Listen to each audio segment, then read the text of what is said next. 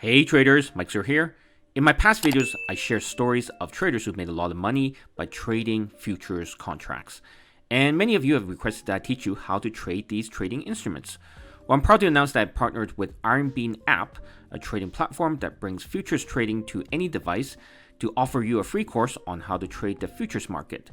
They are a sponsor of this 4-part video series where I show you how to trade different types of futures contracts. Now, the most popular futures contract type is related to the US stock index, specifically the SP 500 index. So in this video, I'm going to show you how to trade the SP 500 index utilizing futures contracts. Let's get started. Whenever people want to know how the US stock market is doing, they often look to see how the SP 500 index is doing. Now, it's an index that measures the value of the largest 500 listed companies on the New York Stock Exchange. Now, the reason why it's considered the best representation of the overall performance of the US stock market is because those 500 companies represent the overall health of the US economy. Now, you can see from this table of the top weighted stocks in the S&P 500 index here.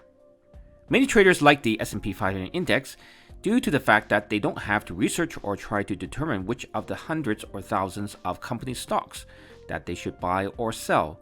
Now, if they believe that the US stock market or the US economy will perform well, then they will buy the S&P 500 index to go up. Now, if they believe that the US is going to go into recession, then they sell or short the index and profit from the drop in the value of the S&P 500 index. It's as simple as that. In addition, there are numerous studies done over the years on how the S&P 500 index would outperform an actively managed group of high-cost hedge funds over a 10-year period when you take into account performance fees charged by the hedge funds. Here you can see that the S&P 500 index has outperformed the performance of an average hedge fund every single year from 2011 to 2020. However, the performance of the S&P 500 index is never going to outperform any high-flying tech stock or speculative cryptocurrency. But stay tuned to the end of this video where I show you some future strategies that can help you make a nice profit from trading the S&P 500 index. In the US stock market, stock prices move up and down for many reasons. One is based on company earnings and forecasts that are reported every quarter. So if companies in the S&P 500 index are earning more and more money, then investors and traders will feel confident buying those stocks. Another key factor is investors' and traders' confidence in the US economy. This is why important US economic data such as GDP, employment reports, retail sales, or inflation data have a big impact on the performance of the S&P 500 index. Traders closely monitor whenever this type of US economic data is announced, as this gives them a glimpse of the health of the US economy. In addition, US Federal Reserve policies and interest rate decisions have a direct impact on the performance of the S&P 500 index. Before I discuss the details of the S&P 500 futures contracts, I want to let you know that this video is sponsored by Iron Bean app.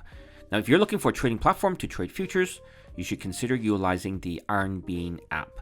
It's a cloud-based platform that allows you to access trading strategies, over 300 plus built-in indicators, quotes, charts, detailed market information, and more importantly, give you the same user experience whether trading on your desktop or on your phone.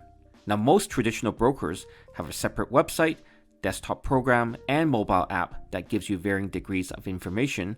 With the Iron Bean app, all the information you need to trade futures is always at your fingertips. Also, since the app is running from the cloud, you're able to place trades, write formulas, pull up chart data, and execute strategies right at the exchange data centers, resulting in fast trade executions.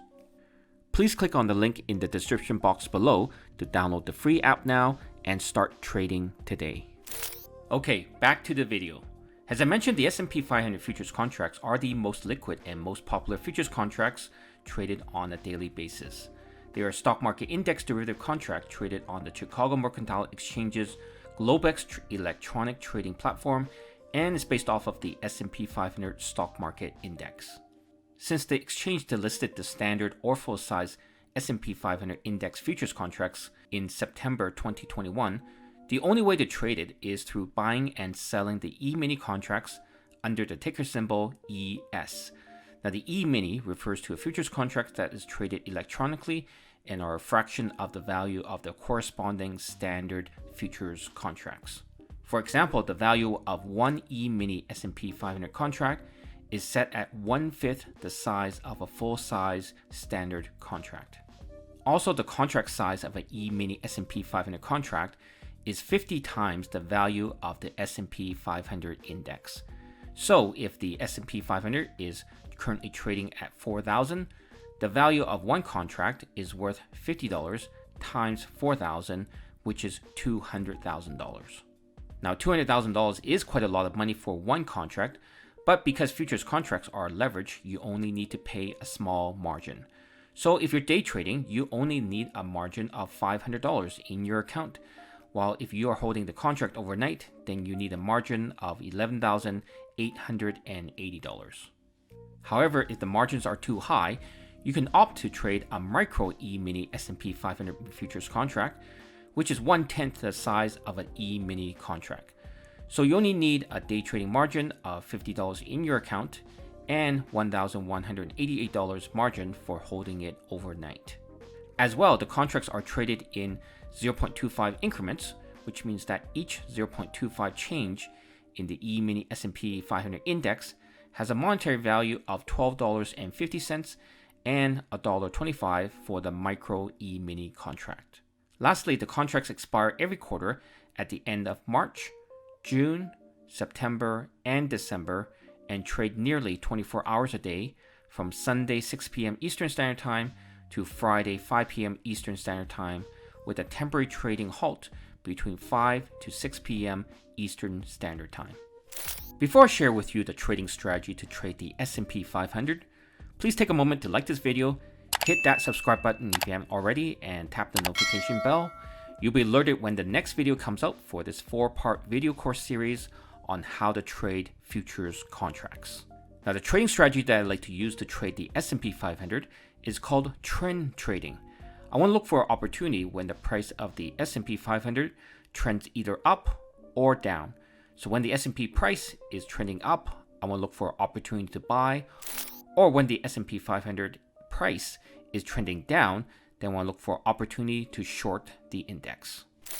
So the question that you might be asking me is, how do you determine whether the trend is up or down? Well, this is where I draw trend lines and use them to determine the trend. So here you can see a chart of the E-mini S&P 500 futures contracts. So let me draw some trend lines here. Just go here and hit line, and let's draw some lines right here. Okay, you can see the trend was here and then it broke right here. Now you can see that this is on a downward trend here, so let's draw some lines starting from here. Extend it out, and you can see this is actually on a parallel downward trend. So let's just draw right here.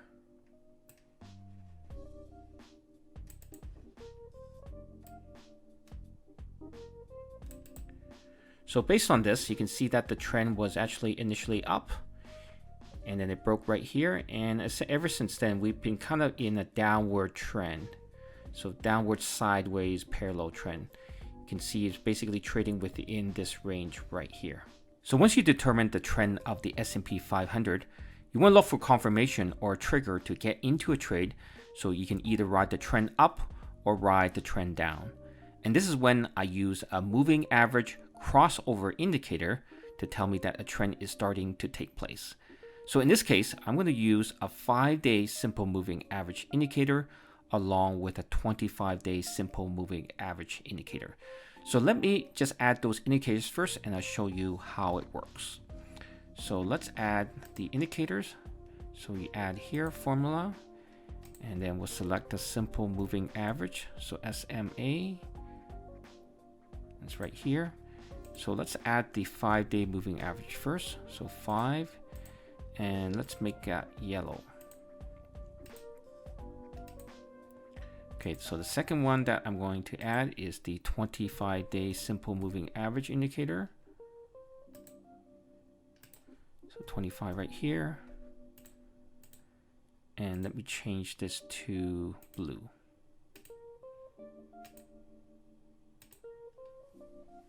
Okay, now you can see those lines here. So the yellow one is the 5-day moving average, and the blue one is the 25-day moving average. So essentially, for confirmation is that if the 5-day moving average, you can see right here, this yellow line, crosses below the 25-day simple moving average, that indicates a confirmation that the trend is down. Now you can see here that I drew a trend line here, and basically when this trend line broke, the uptrend it was over, and the downtrend has basically started. So the confirmation is that when the 5-day moving average crosses below the 25-day moving average, that signals a downtrend. So there's a confirmation there. So this is a very, very high probability trade, the fact that it broke this upward trend line here, and also the 5-day moving average crossed below the 25-day moving average. Now you can see right here, so when do you actually take profit? So once it crosses here, that's a trigger for your entry, and then you can essentially ride this all the way up to here when the 5-day moving average, which is yellow, crosses above the 25-day simple moving average, again indicating that potentially the downtrend is over. Now you can see here that I actually drew these trend lines here, right? So essentially it's not really going up. It's actually in this tight trading range here. So in terms of any type of trigger in here, essentially there's no potential entry until it either breaks above this upper trend line here, and if the price does break above this upper trend line here, and you can see the actual yellow line, which is the 5-day moving average, is above the 25-day moving average, then this gives you confirmation that potentially an uptrend has started. Now, if you're looking for a downtrend, you're essentially looking for the price to break below this trend line right here. And if you see the yellow line, which is 25-day moving average, cross below the blue line, which is the 25-day simple moving average, then it gives you confirmation that the downtrend is confirmed, and that once it breaks this line, that the downtrend can continue going lower. Thanks for watching part 1 of the 4-part video series of how to trade the SP 500 utilizing futures contracts. Now in part 2, which will be released next week, I'm going to show you how to trade gold futures contracts. So please make sure you hit the subscribe button and notification bell so you'll be alerted when the next video will be released. I'll see you all in the next video.